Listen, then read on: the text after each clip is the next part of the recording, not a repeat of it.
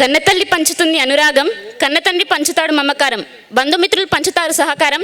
వీరనారి చాకలి ఐలమ్మ మహిళా విశ్వవిద్యాలయం నుంచి పంచుతున్నాను సాహిత్య ప్రియులందరికీ నా నమస్కారం. నేను చిన్నప్పటి నుంచి పుస్తకాల్లో మన దేశం ఎదుగుతున్న దేశం అని మాత్రమే చదువుతూ వస్తున్నాను. సో ఎదుగుతుంది కదా, ఎదిగిపోయాం, ఎందులో ఎదిగిపోయాం అనే ఆలోచన నుంచి వచ్చిందే నా ఈ కవిత్వం. నా ఈ కవిత్వ శీర్షిక పేరు మనం ఎదిగిపోయాం. మనం ఎదిగిపోయాం, నిజమే, మనం చాలా ఎదిగిపోయాం. చిన్నప్పుడు చింత చెట్టు కింద ఆడుకునే మనం నేడు ఆన్లైన్లో ఆటలు ఆడుకుంటున్నాం.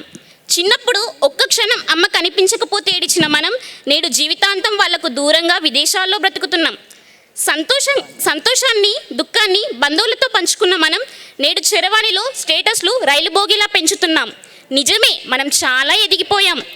పండుగతో కలకలలాడే పల్లెసీమ నేడు పట్టణాలకు పయనమైన తమ పిల్లల రాక కోసం పరుగులు తీస్తుంది. జ్ఞానం నేర్పిన బడిపంతులు ఎదురుపడితే నేడు ఏరా అనే స్థాయికి ఎదిగిపోయాం. నిజమే, మనం చాలా ఎదిగిపోయాం. ఆడపిల్ల పడితే పసిగొంతుల్ని చిరిమేస్తున్న మనం అదే ఆడపిల్ల కడుపులో పురుడు పోసుకున్నాం అనే సంగతే మరిచాం. పేదరికంతో చిరిగిన దుస్తులను వేసుకున్న మనం నేడు చిరిగిన దుస్తులతో ఫ్యాషన్ అనే మైకంలో మునిగిపోయాం. నిజమే, మనం ఎదిగిపోయాం. కన్నతల్లిని కట్టుకున్న ఆలిని వదిలేసి బ్రతుకంత దారపోసిన భారతమ్మ ముద్దు బిడ్డల్ని వదిలేసి నేడు సిల్వర్ స్క్రీన్లో కనిపిస్తున్న రియల్ హీరోలను రియల్ హీరోలుగా భావించి కూరిమిలో గొప్పల కోసం రియల్ హీరోలు ఎదగటానికి కారణమవుతూ మన బతుకులు దిగజార్చుకుంటున్నాం. నిజమే, మనం ఎదిగిపోయాం. పక్క దేశాల నుంచి మన పసి ప్రాణాలను కాపాడడానికి కాపు కాస్తూ ఉంటే మన దేశంలోని కొంతమంది మృగాల్లా ప్రవర్తిస్తూ ఉంటే సమరంలోనున్న ఆ భారత రక్షకుడు బాధపడుతూ ఉన్నాడు కదా. జబ్బు వస్తే నిత్తురు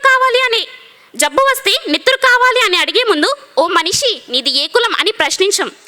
సహాయం పొందాక ఓ మాట కూడా పలకరించవే ఆ చేతులు. నిజమే, మనం ఎదిగిపోయాం. అప్పటికీ ఇప్పటికీ ఎదిగిపోయాం. ఈ అవకాశాన్ని ఇచ్చిన యూత్ లిటరేచర్ ఫెస్టివల్కి ధన్యవాదాలు. Thank you.